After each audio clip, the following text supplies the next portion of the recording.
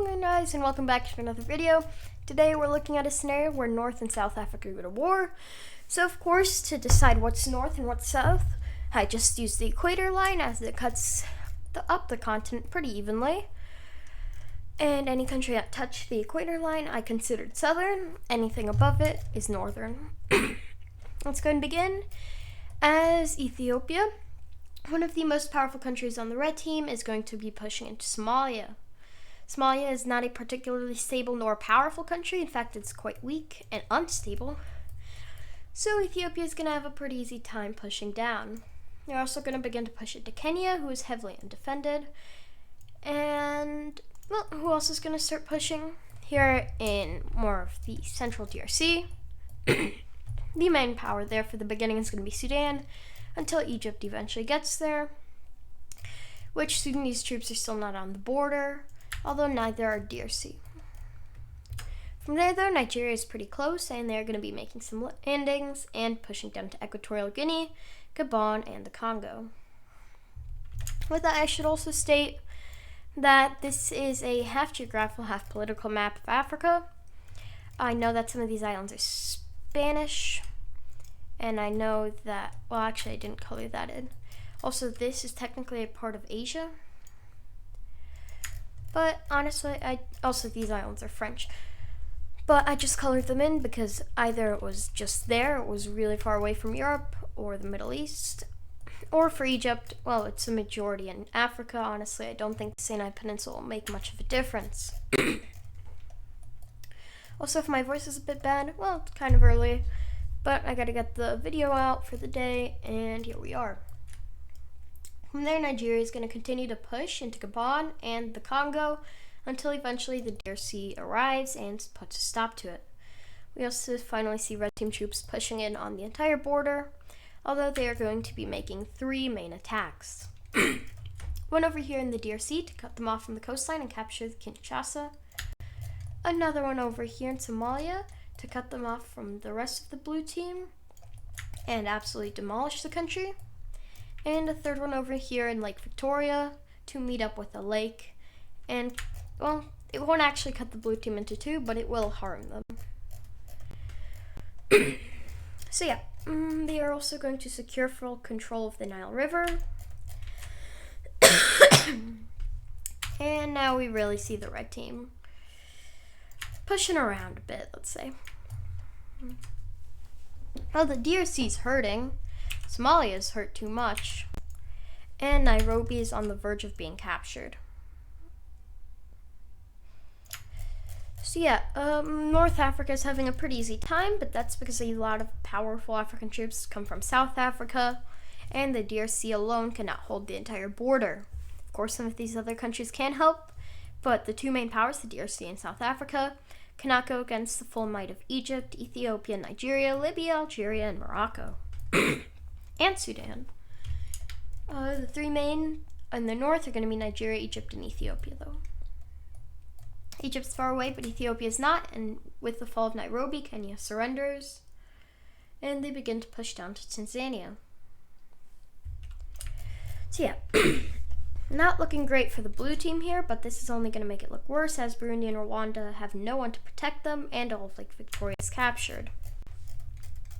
Meanwhile, the DRC is forced to retreat fully out of the Congo, as their own country is in heavy danger from all sides, and that is going to cause them to... well, they're going to be attempting to protect themselves, but it's not going to go very great, as the red team is now sweeping down the African coast until they eventually meet up with South African troops in Mozambique.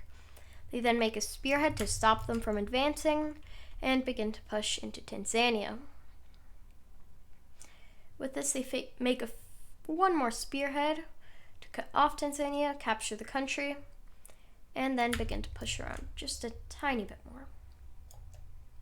With that, though, we finally see a stalemate being reached, as here in the south, South African troops are fighting back, and here in the north, we see them finally meeting the full DRC army. So yeah, the red team is pushing around, especially more into Angola now. But overall, it is slowing down as they are meeting the full Southern African army. From there, they start making some landings on islands to start to threaten Madagascar. And that is going incredibly well, as now the Egyptian Navy is down here and helping out. Well, these South Africans are going to do what they can, but honestly, let's just go ahead and do this and this, as South Africa is the main power on the blue team. What they're going to do right now is attempt to expand themselves and expand their influence to stop the red team. Sadly for them, this is not going to work, as those two are particularly weak countries, and any more would weaken them instead of help them. So yeah, the DRC and South Africa are holding fronts. Sadly for Angola, the red team is dedicating a lot of divisions over here, and their country is absolutely getting destroyed. From there, the red team is beginning to make an encirclement of the DRC, but now with full Southern African troops arriving, we finally see the blue team pushing back.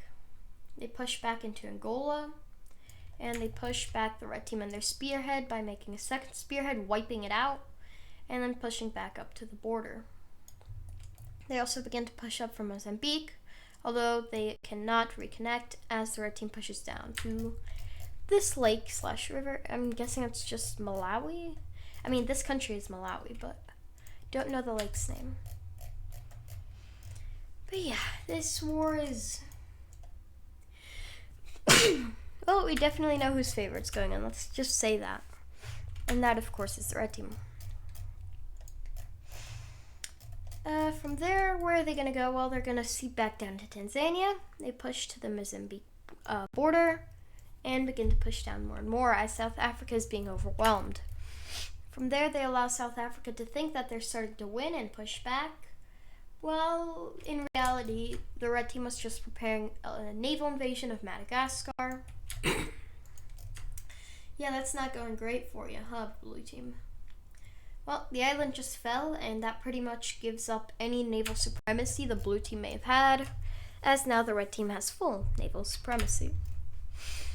Let's go see what happens from there.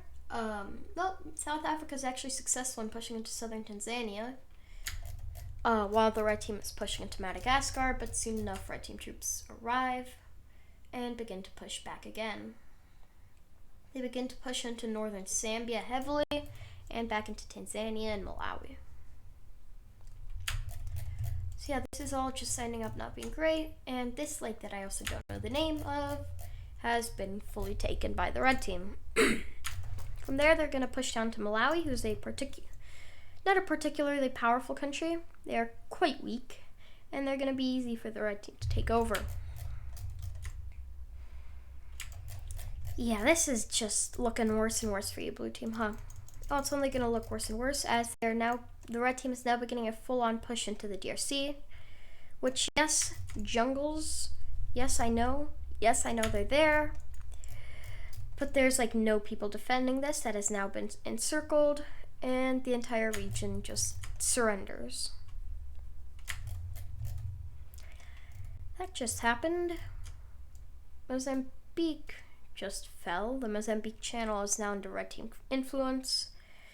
They're beginning to push into Zimbabwe, and at this point, South Africa sees zero chance of victory, so they go ahead and do a little boop and a little boop, and they say they basically just start invading the countries that are their allies, supposedly, and then say, screw this, screw you guys, we're gonna lose, I'm joining the red team.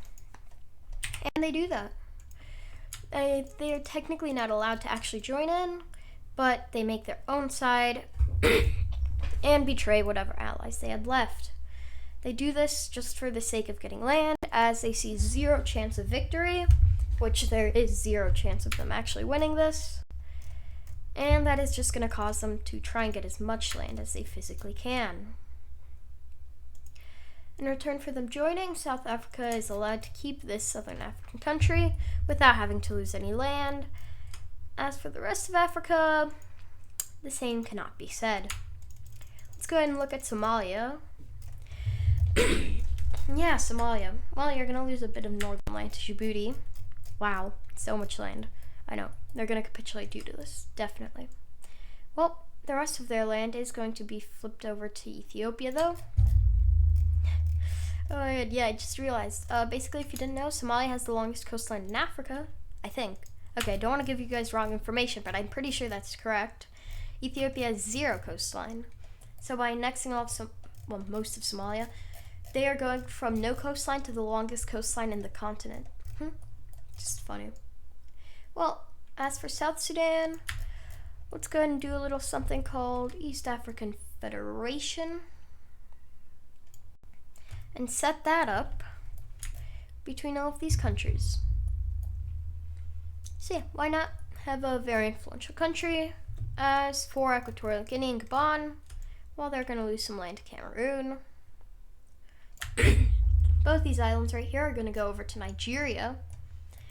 And the Central African Republic is just going to gain a bit of northern DRC. So yeah, with that, already a majority of the land has been given out. But there are still a few things that are going to happen, and those are more of unification things.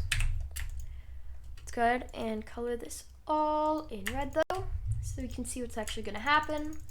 And that is multiple puppets being set up. One between Zimbabwe and Zambia, forming the Zimbabwe Republic. Yeah, Zimbabwe Republic. One between Malawi and Mozambique, which is just going to stay Mozambique, but a tiny bit stronger. Obviously the East African Federation, but that's more of giving the land to South Sudan than setting up a federation. That is puppeted by, or influenced by, a northern superpower. So yeah, that's East African Federation. Massive power here, massive influence. They would probably have some control, some influence over Africa. But overall, they are still not the most powerful country,